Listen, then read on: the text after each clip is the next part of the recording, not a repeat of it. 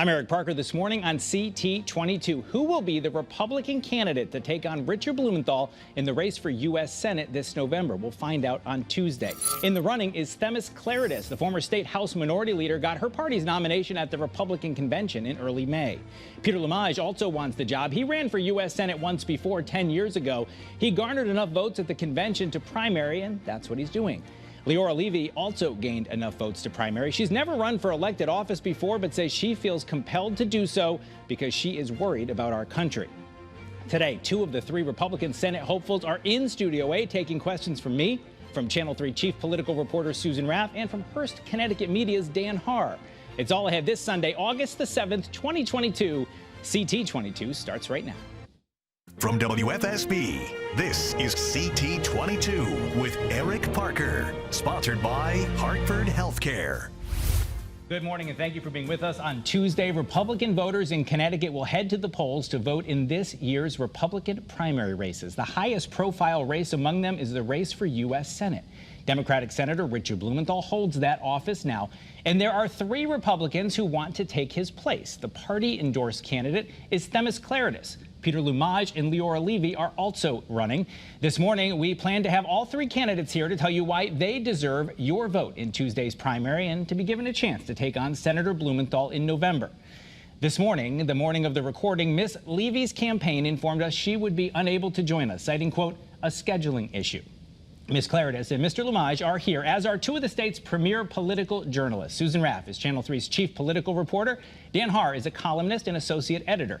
At Hearst, Connecticut Media, he joins us remotely this morning. Channel 3 and Hearst, Connecticut Media are partnering to bring you comprehensive quality coverage of Campaign 22. Now let's get on to our interviews. On Wednesday, we drew names to determine the order. Our first interview will be with Themis Klarides. Peter Lemage will join us in our second segment.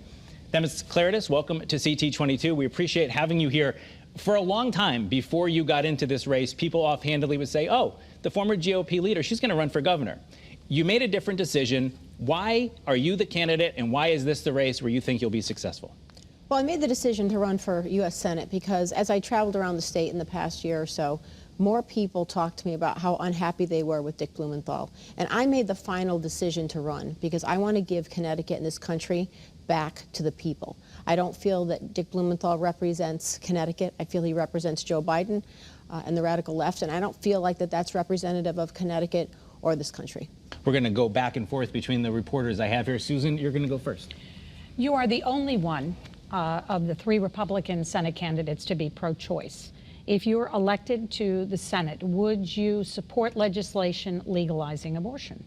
I am pro-choice. I have been pro-choice throughout my career, but I'm a very responsible pro-choice believer, meaning I don't believe in late-term abortions unless it's the life or health of the mother at risk.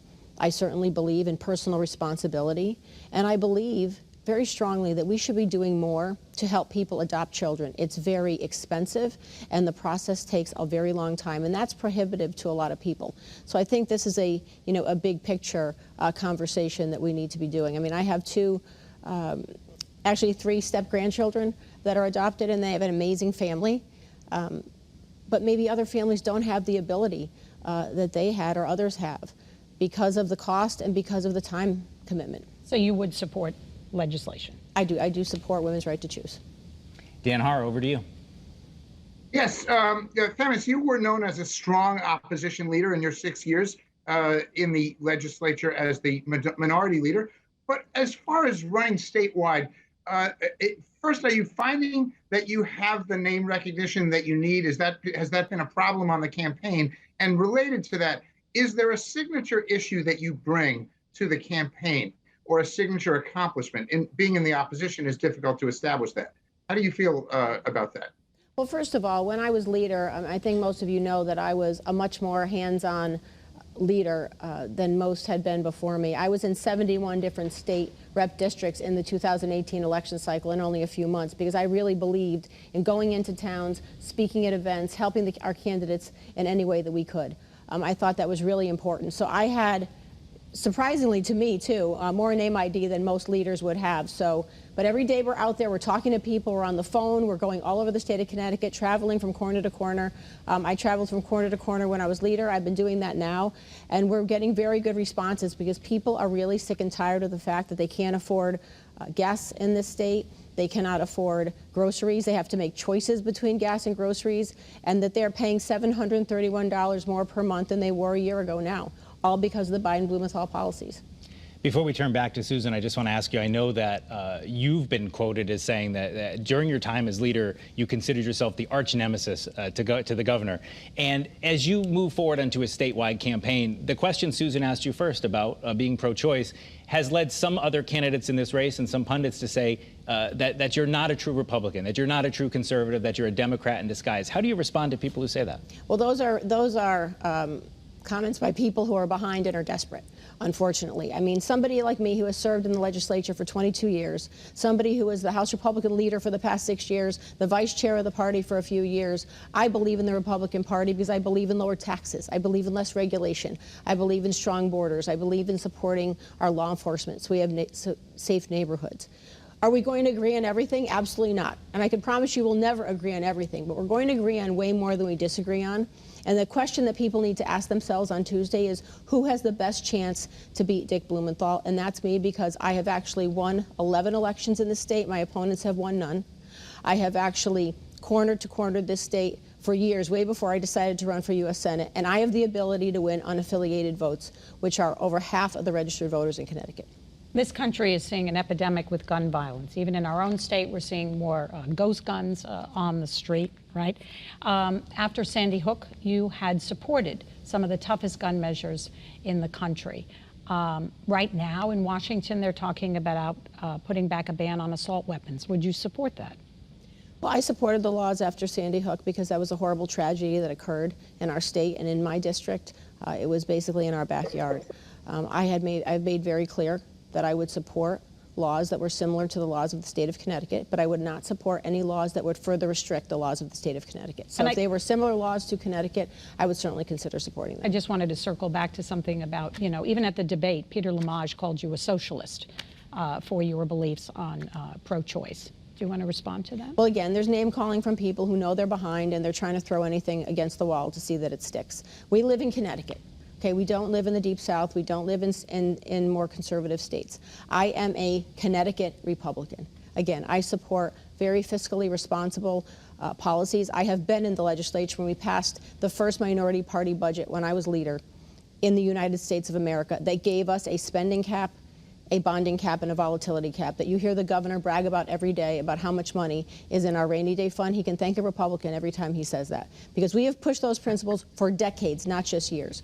So yes, we are not going to agree on everything, but to call somebody who has served in the trenches and fought in the trenches for Republican policies in this state for 22 years, led her party in many different areas, not really Republican, that's just unfortunate, and name calling is not what people want.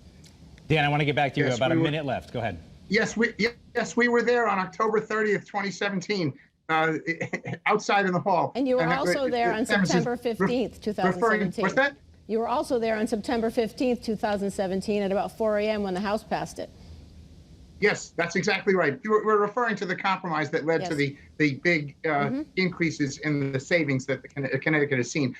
Themis, you're known as a very electable Connecticut Republican. In contrast to your competitors in this race, you are the electable Republican. Let's say that we agree on that. What words of comfort do you have to a moderate, non-affiliated voter in Connecticut who is worried about sending a Republican to vote in the caucus of Mitch McConnell, which took away labor rights, took away environmental protections, took away a woman's right to choose, and on and on?